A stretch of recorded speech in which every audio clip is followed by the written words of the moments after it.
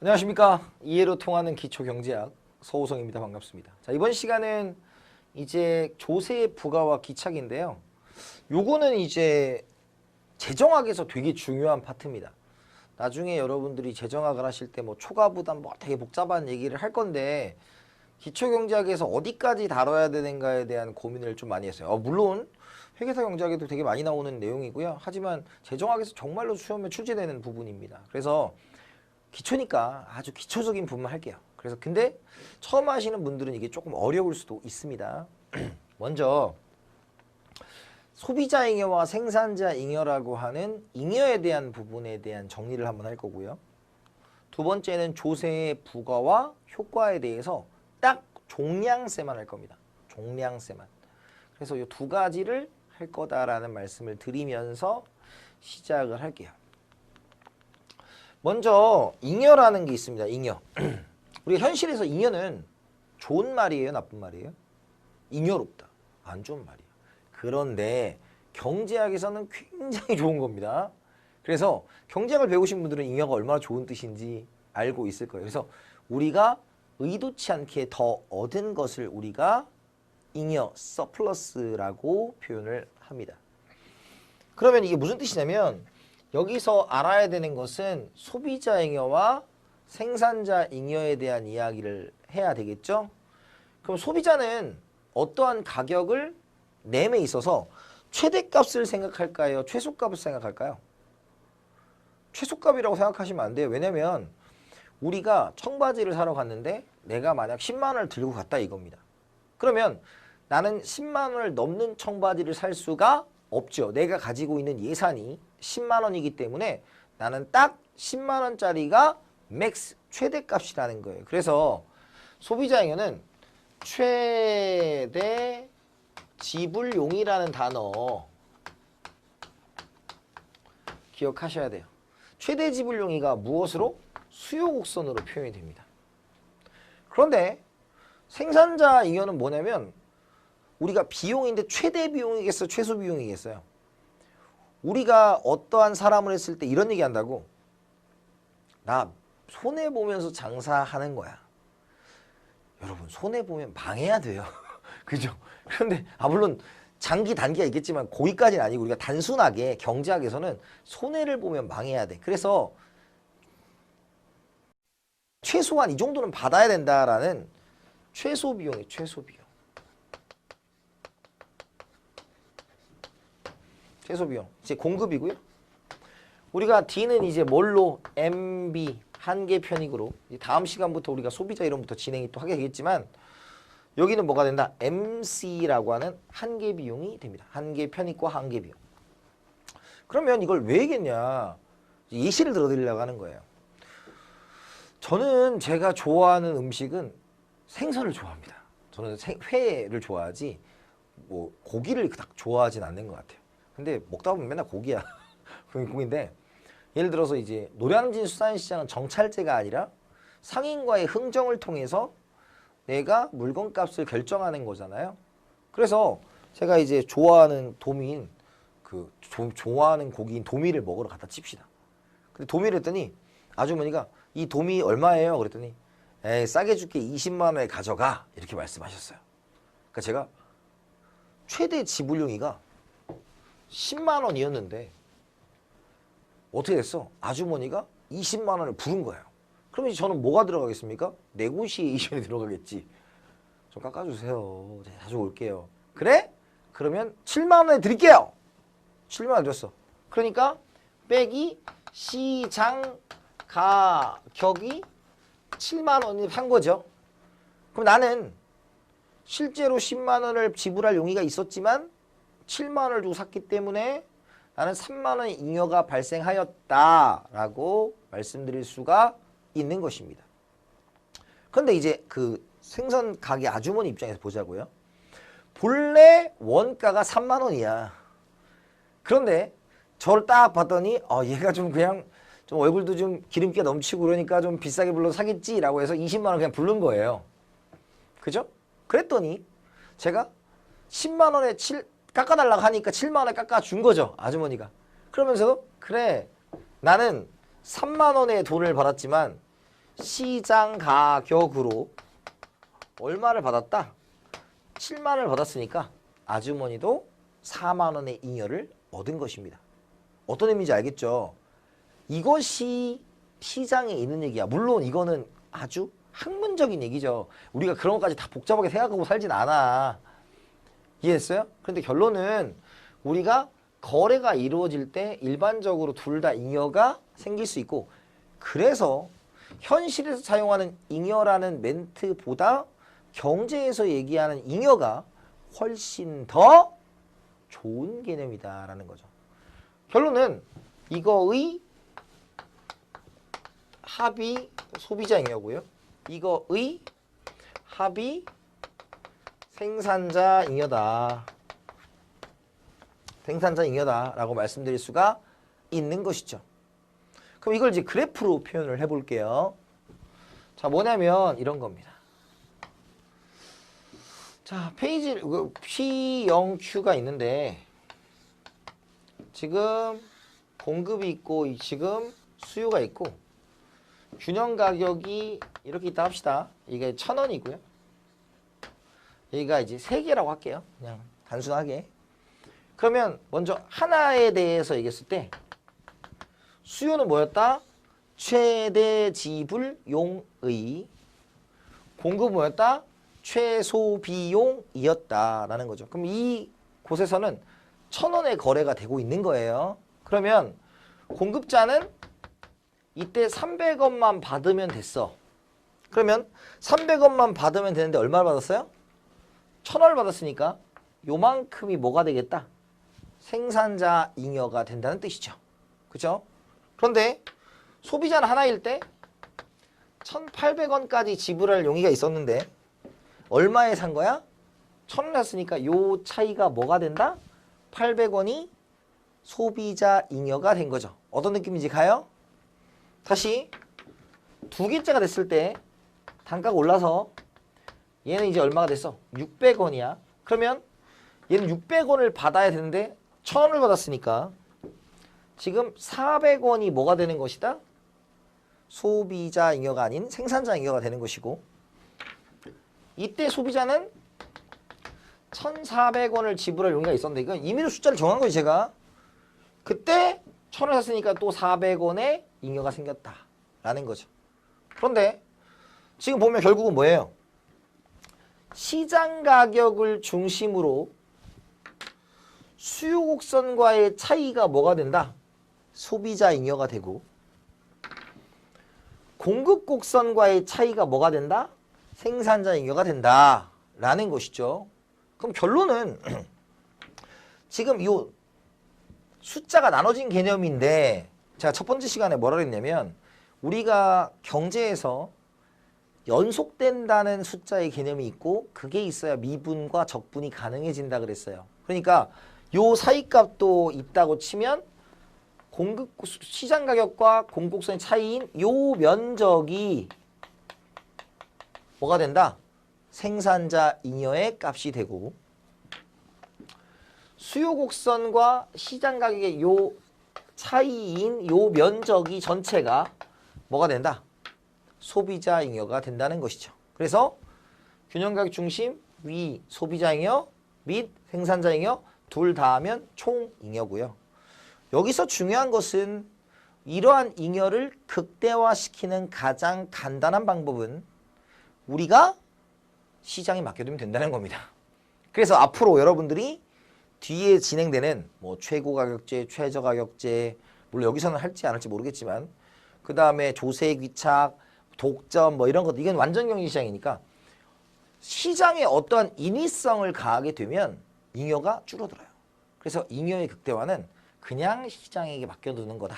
완전 경제 시장이 좋다라는 얘기를 고전학파 계열부터 계속 얘기를 하는 것입니다. 이해됐어요? 그래서 우리는 무엇을 기억해야 된다? 이제 여기에서 배웠으니까 수요 곡선과 시장 가격의 차이값 소비자 잉여, 시장 가격과 공곡선의 차이값 생산자 잉여 둘 더하면 뭐가 된다? 총잉여가 된다라는 것이고, 총잉여는 완전 경쟁 시장, 즉 시장에 맡겨둘 때 극대화가 된다. 끝입니다. 이해됐어요? 이거 되게 많이 그릴 거예요. 그리고 잉여가 없어진다라는 걸 우리가 사회적 후생 손실, 사중 손실, 로스 웨이트, 뭐 웨이트 로스 뭐 이렇게 표현합니다. 뭐 그런 것들은 우리가 지금 들어두시고 나중에 하시면 돼요. 자, 그럼 잉여를 했으니까 이제 조세 귀착과 부담으로 갑니다. 귀착이라는 건 뭐냐면요. 귀착, 누구한테 부담시킬 거냐 라는 거. 부담은 실제로 누가 부담하느냐 이거야. 실제로. 그러니까 세금을 소비자한테 귀착시켜도 부담을 생산자가 할 수도 있는 거고, 그런 얘기를 하는 거예요. 말이 어렵지 별거 어렵지 없습니다. 그러면 조세의 종류인데 이제 재정학에서는 이걸 되게 자세하게 배우실 거예요. 각각의 조세 뭐 약간의 세법, 그러니까 세무사니까 당연히 조세에 대한 이런 거에 되게 강해야 되겠고, 경제학에서는 뭐 이 정도만 가지면 뭐 충분할 거니까 두 개를 좀 믹스를 시켰어요. 그래서 우리가 직접세와 간접세는 우리가 부담의 주체가 누구냐를 따지는 거예요. 그래서 직접세는 납세자와 담세자가 일치하는 거다. 납세자와 담세자가 일치하는 거다. 간접세는 납세자와 담세자가 일치하지 않는다. 요걸 가지고 나누는 겁니다. 그래서 예를 들어서 여러분 소득세 있잖아요. 소득세는 내가 번 돈에 대한 세금을 내가 납부해야 돼요. 그죠? 그 다음에 간접세는 뭐예요? 내가 세금을 부담하는데 전달은 딴 사람이 하는 거야. 대표적으로 얘는 이제 소득이나 재산에 관련된 것이 많고요. 얘는 소비와 관련된 거죠. 대표적으로 소비에 해당하는 대표적인 세금이 뭐가 있냐면 부가가치세가 있죠. 그러니까 부가가치세는 내가 물건을 샀을 때 세금은 내가 내고 그걸 정부에 전달하는 것은 그 상품을 판매한 사람이 전달하죠. 그런 개념. 그래서 얘는 누진세로 일반적인 걸 쓰기 때문에 소득제한부 효과가 있고, 얘는 소득 분배를 악화시킨다, 뭐 역진성이 나타난다, 이런 얘기를 우리가 하긴 할 건데 여기는 이게 포인트는 아니니까요. 근데 이제 종량세와 종가세가 있는데, 종량세는 개당 세금을 부과하는 거예요. 개당. 예를 들어서 20원씩 부과한다. 그럼 하나에 100원짜리면 120원, 두 개는 240원, 세 개는 360원, 이런 식으로 평행하게 가는 거고, 종가세는 가격의 10%다라고 하는 거죠. 그러면 예를 들어서 1,000원짜리면 얼마가 되는 거다? 1,100원이 되는 거. 그죠? 그 다음에 2,000원이면 2,200원이 되는 거. 그런 식으로 이제 우리가 가격에 붙이는 거다. 그래서 얘를 이제 굳이 그리면 얘는 이제 어떻게 된다? 이렇게 평행 이동을 하는 거고요. 얘는 어떻게 하는 거다? 얘는 이렇게 회전 이동을 하는 거예요. 그건데 그거는 안 하고 오늘은 이 종량세에 대해서만 이야기를 할 겁니다. 아시겠죠?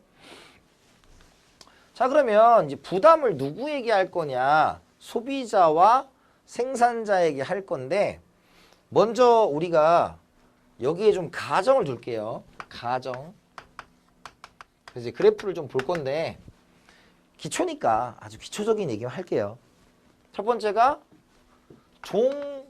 종량세를 가정할게요.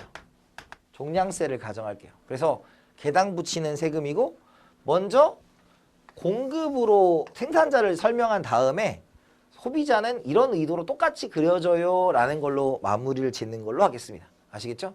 그래서 여기는 여러분들이 이 그래프가 너무 어렵게 느껴지는 분들이 있어서 너무 많은 그래프를 쓰진 않을 테니까 생산자의 종량세를 붙였을 때 조세기착이 어떻게 되는지에 대한 이야기만 기억을 해뒀으면 좋겠다라는 거예요. 자, 그러면 한번 그려볼게요. P, 0, Q가 됩니다. 그럼 처음에 공급이 있고 처음에 수요가 있어요. 그래서 P0, Q0에 거래가 되고 있다고 합시다.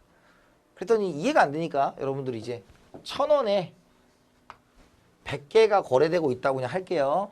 이해됐어요? 그러면 처음에 보시면 우리가 조세 부과 전에 가격과 수량이 있을 거 아니야. 조세 부과 전에 가격과 수량. 그럼 뭐라고요? P0이고 Q0다 라고 생각할 수 있죠? 그죠? 그 다음에 이제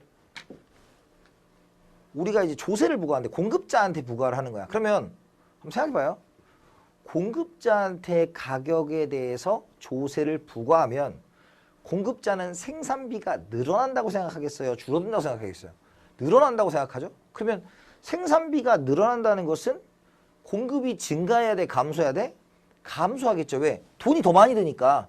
그러면 공급이 감소한다는 것은 우측 좌측? 좌측으로 이동하는데 계당 붙였기 때문에 똑같이 움직인다 이거야. 자, 다시 정리하면 생산비에 조세를 부과하면 생산비가 늘어난다고 생각하니까 공급이 감소할 건데 이쪽으로 갈 거다. 증가하면 오른쪽, 감소는 왼쪽이잖아. 그죠? 그런데 종량세니까 개당 똑같이 붙으니까 개당 생산비가 똑같이 늘어나니까 평행하게 예를 들어 이만큼의 텍스를 부과했다면 종량세니까 똑같이 이렇게 바뀔 거다라는 거죠. 그럼 여기서 알 수 있는 게 뭐예요?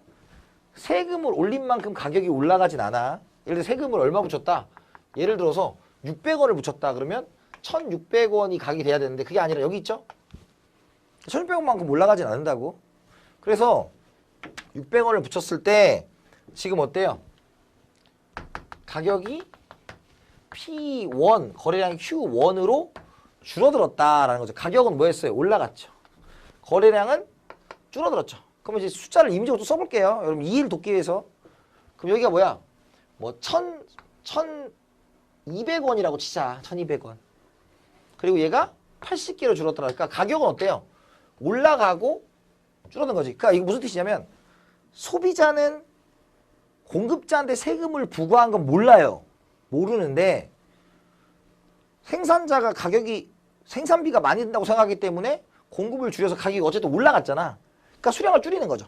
이랬어요? 그러면 두 번째예요. 그러면 1,200원에 팔았지만 공급자는 지금 세금을 얼마 부과했어? 600원을 부과했으니까 600원을 떼고 자기가 먹는 거지. 그럼 요만큼이 세금이니까 지금 P2는 얼마가 돼? 600원 차이가 날 거 아니에요. 600원 차이가 나니까 얼마가 될 거다? 600원이 되겠죠? 왜? 1,200원에 팔았지만 600원을 떼고 600원을 먹는 거 아니야. 그러면 우리가 조세 부과 후에는 소비자 가격이 있고 생산자 가격이 있을 거 아니야.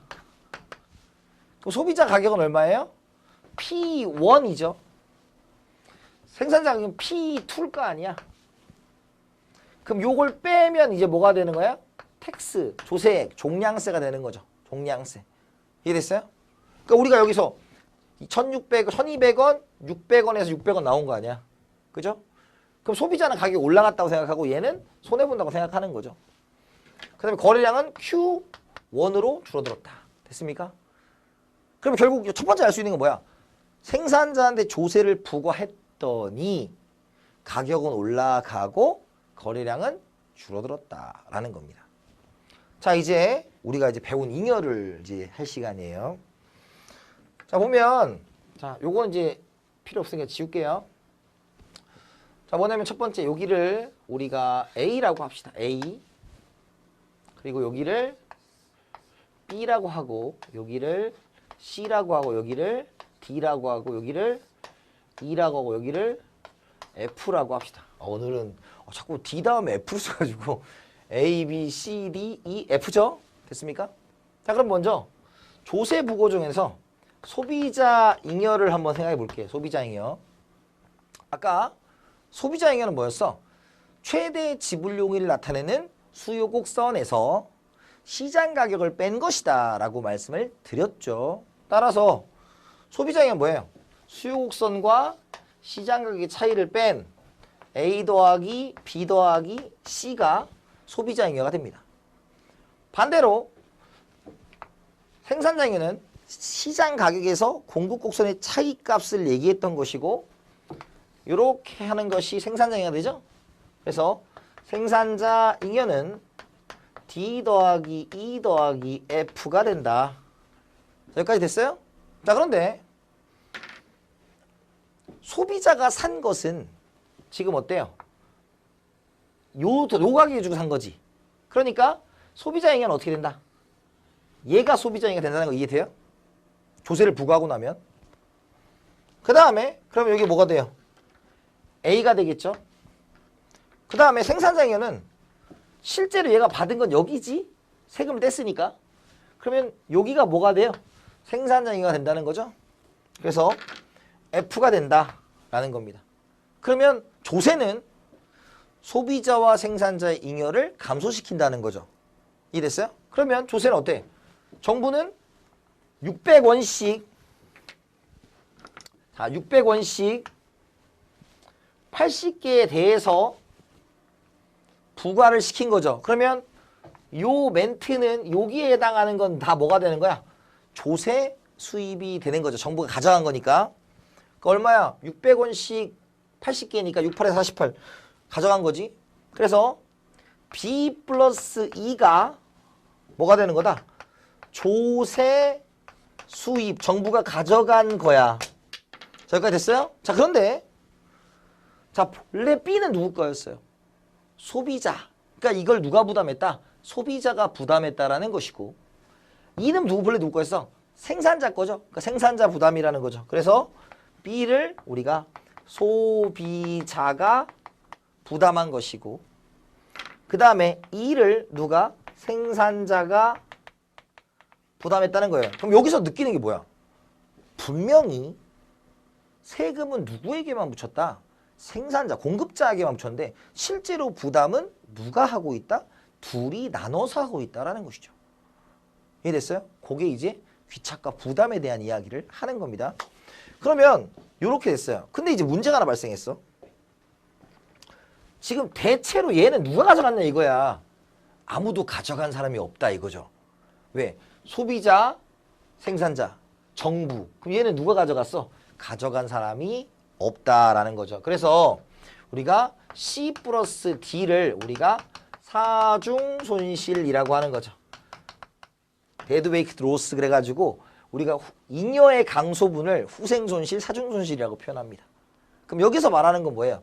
조세는 소비자 잉여를 감소시킨다. 왜? 비싸게 주고 사야 되니까 생산자 잉여를 감소시킨다. 왜? 조세를 떼줘야 되니까.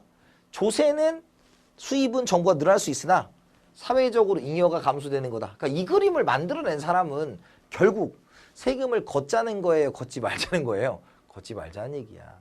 알겠죠? 그래서 여러분들이 왜 잉여를 내고 여기를 했는지 아셔야 돼. 첫 번째, 어떻게 했다? 종량세를 부과했기 때문에 평행하게 됐죠. 근데 종가세면 이런 식으로 벌어져요.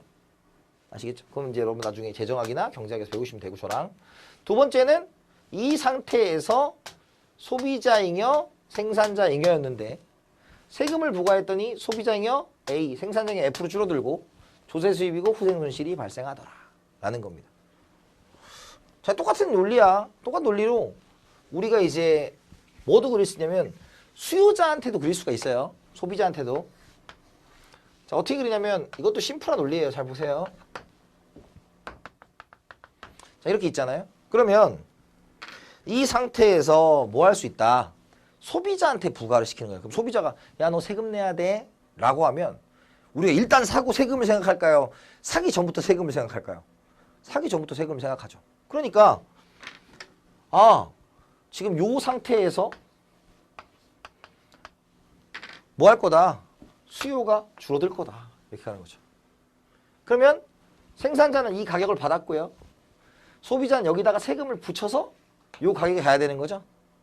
똑같은 그림이 됐죠. 그러니까 수요를 감소시켰지만 결국 소비자는 세금을 부과시켰지만 소비자는 세금을 빼고 살 거니까 이게 생산자 가격이 되고 소비자는 세금을 붙여서 소비자가 내는 돈이 될 거니까 그래서 여기가 똑같이 나오는 거예요. 이랬어요? 누구한테 붙여 상관없습니다. 그리고 요거를 이제 또 확장시키면 보조금도 돼요. 보조금. 보조금은 정부가 돈을 주는 거잖아요. 이렇게 하는 거야.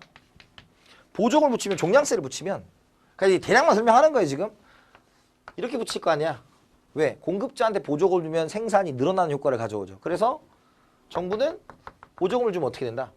여기에서 가격이 형성돼서 이만큼이 거래되는 거고 정부는 보조금을 어떻게 줘야 돼? 이만큼의 보조를 줘야 될 거 아니야. 그럼 생산자는 이렇게 돼요. 그러니까 뭐냐면 소비자는 가격이 싸졌고요.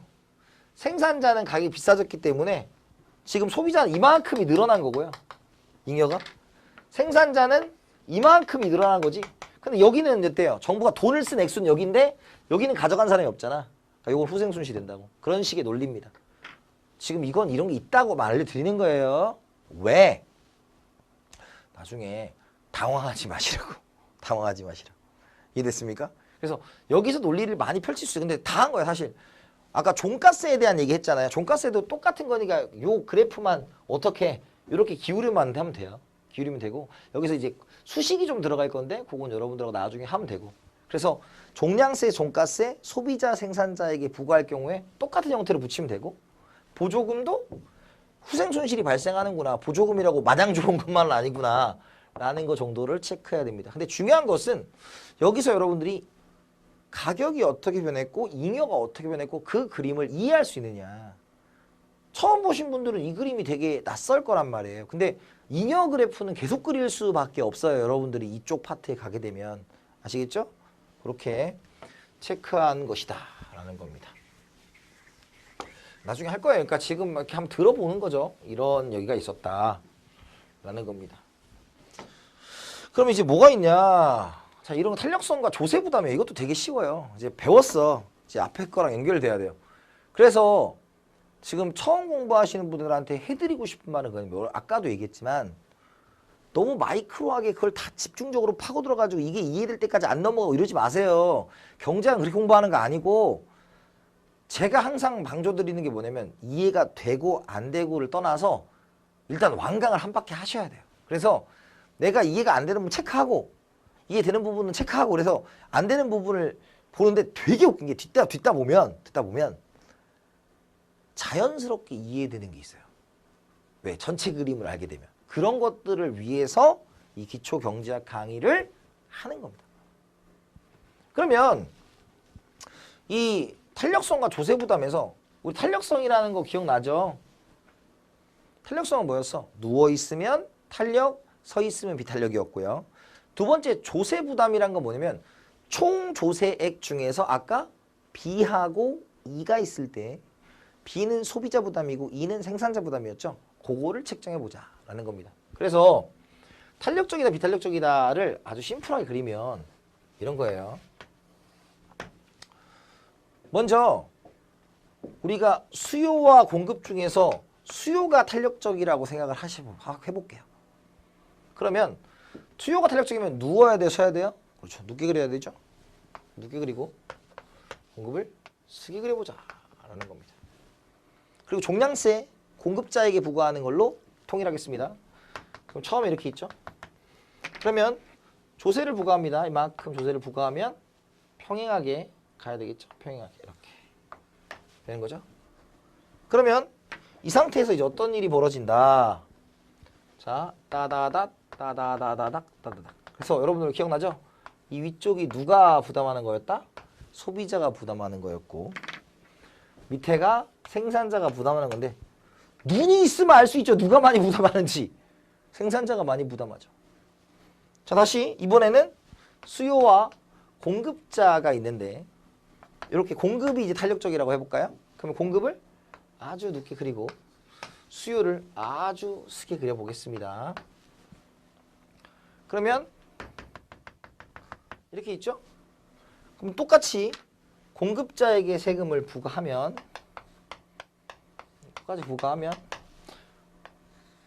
이렇게 되겠죠?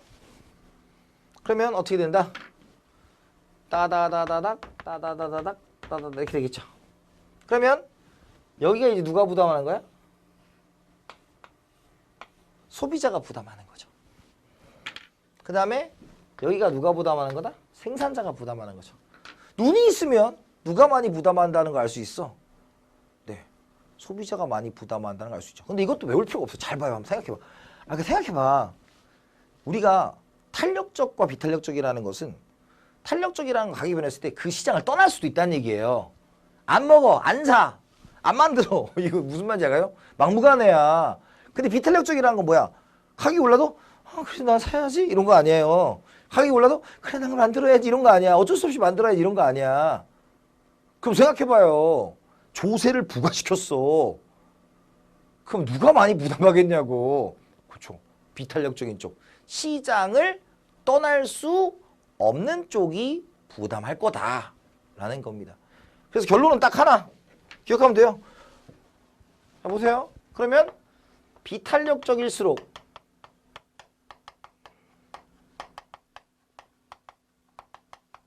부담이 크다 이거야. 얘가 물론 공식으로 이제 얼마큼 부담하느냐 그건 나중 문제야. 그건 나중 문제라고요. 그건 나중에 할 거니까 저랑 본 강의에서. 근데 이걸 알고 듣는 거랑 나중에 수업할 때 맞아 비탄력적인 부담이 크다 그랬는데 자 근데 그때는 그거 끝까지 얘기했는데 이렇게 공식이 있어. 끝나고 더 하면 끝나는 거예요. 이해가요? 이것도 우리 재정학에서는 이제 또 복잡한 공식이 2분의 1 뭐 있어. 그때 이제 아 맞아 그거였어 이거야 그냥. 그걸 더하기 위해서 이 강의를 하는 거라고요. 무슨 말인지 됐어요? 그거야. 근데 여러분 여기서 하나만 더 해봐요. 아 이제 끝났네. 후생손실 있잖아. 후생손실. 잘 봐요. 후생손실이라는 거 있어.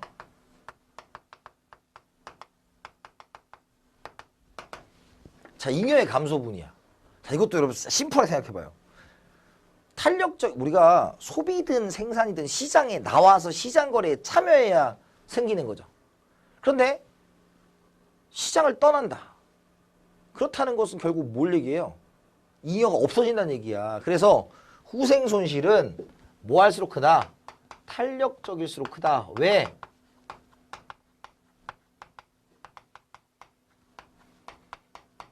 왜? 시장을 떠나기 때문이다. 근데 이건 됐어요. 일단 이게 중요한 거라고. 왜? 그래프에서 말씀드렸죠. 그럼 봐봐요. 문제가 이렇게 나올 수 있어. 수요의 가격탈 거야. 우리가 수요 곡선이 예를 들어 수요 곡선이 Q는 10이래 10. 그래서 Q는 10이라는 게 무슨 뜻이야? 수량이 10이라는 건 이런 뜻이야. 이 수요 이게 10이라는 뜻이 10. 그럼 공곡선 있잖아. 그러면 조세 부담은 누가 다 가져갈까? 그렇죠. 소비자가 다 가져가겠지. 왜? 완전 비탄력적이니까. 무슨 말이 가요?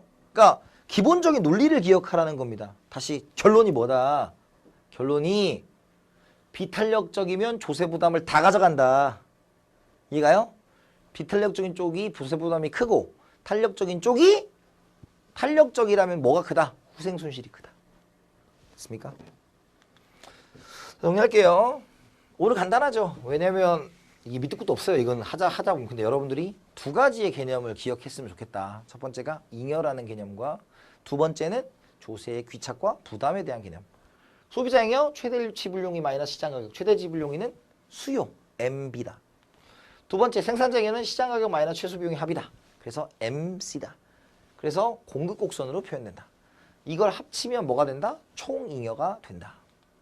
납세자와 담세자의 일치여부에 따라 직접세와 간접세, 일치하면 직접, 일치하지 않으면 간접세가 되고 어디에 부과하냐에 따라 종량세와 종가세가 있는데 얘는 평행이동, 얘는 회전이동이다. 근데 그건 뭐 나중에 배우실 거고 비탄력적일수록 조세의 부담이 크다라는 거 그리고 탄력적일수록 후생손실이 크다라는 거고 이번 강의에서 가장 중요한 부분은 무엇이냐면 종량세를 부과했을 때 그 그래프가 왜 그렇게 그려지는지 그것들을 여러분들이 지금 어렵지 않게 받아들였다면 그걸로 만족할 수 있는 수업입니다. 왜? 후생손실이라는 것, 사중손실이라는 것을 생각보다 여러분들이 굉장히 어려워하는 경우가 많기 때문이다라는 겁니다. 아시겠죠? 이렇게 해서 마치고요. 다음 시간부터 이제 조금 더 경제학 원론스러운 내용들이 시작이 되니까 여러분들하고 오늘 배웠던 내용 잘 정리하고 다음 시간에 건강한 모습으로 찾아뵙겠습니다. 감사합니다.